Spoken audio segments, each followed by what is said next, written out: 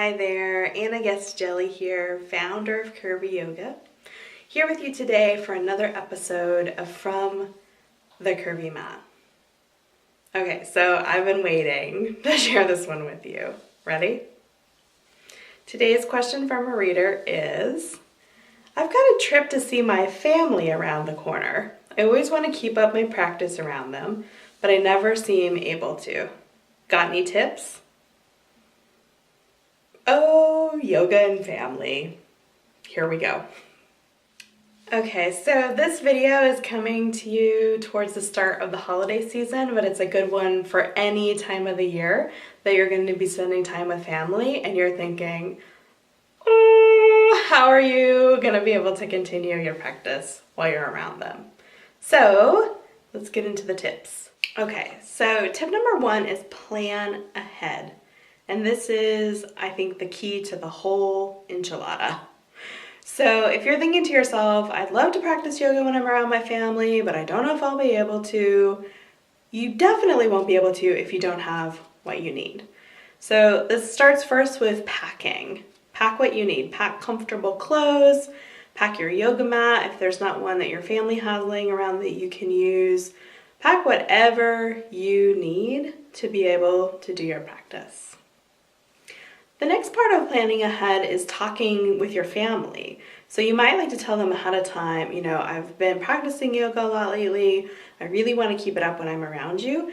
Every morning before I come down for breakfast, I'm going to do my yoga practice. So if you're wondering where I am, that's where I am. Or whatever your plan's going to be. You might tell them you're going to do it before bed, etc. Just kind of looping them in so they're not surprised. They're not counting on you for that little block of time that you're doing your practice. Makes it smoother for everyone. A couple other things to planning ahead include thinking about the space where you can practice. So is there space for you to do it at your family's house? Is there a room you're staying in where there's kind of a little mat-sized space that you could practice? Or will you need to be going somewhere else? And if you are going somewhere else, I definitely recommend researching classes you could go to before you even leave home. Because I don't know about you, but once I'm around my family, it just feels like it's hard to make time to look into different options. So if I already have a list of things that I know that I want to go check out, that saves a lot of time, gives me more time with my family, win-win for everybody. My second tip is communicate. So if you can tell your family what you're planning on and loop them into your plans, it usually makes most things go more smoothly.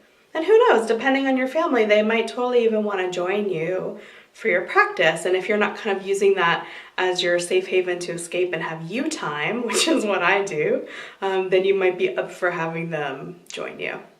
My last tip is to remind yourself why you wanted to practice yoga while you're with your family in the first place. So there might be physical benefits counteracting the effects of traveling. There might be mental sanity benefits depending on your family. So just kind of ticking back those through your mind can be really helpful. I know that for me, I am never more diligent about my yoga practice than when I'm with my family. So at my own house, I'm kind of like, I can practice any time of the day, we'll see. I'm a lot more relaxed about it. And when I'm around family, I'm like, this is what I'm practicing. This is what I'm doing. I've brought my laptop with a video, or I've made a plan of what I'm gonna do.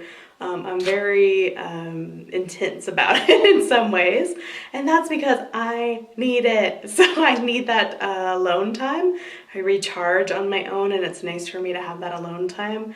I also do want to counter the effects of traveling in my body from being in the car for a long time, being on a plane, depending on where I've been going, and also just to kind of have a space to release any family tension, weirdness, awkwardness, all that stuff that happens around family. It's kind of like my little personal venting space, but I just let it out through the practice.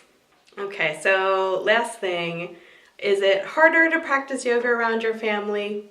Probably. Is it worth it? Hells to the yes.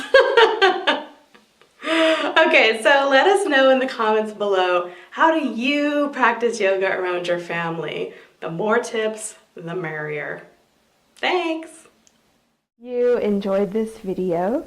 If you know somebody else who you think would be interested, I would love for you to share it on Facebook or Twitter. Come hang out with me on the Curvy Yoga Facebook or Twitter page. And if you'd love a little more Curvy Yoga in your life, go to my website, sign up, and you'll get 2 free chapters of my book, Permission to Curve. Bye!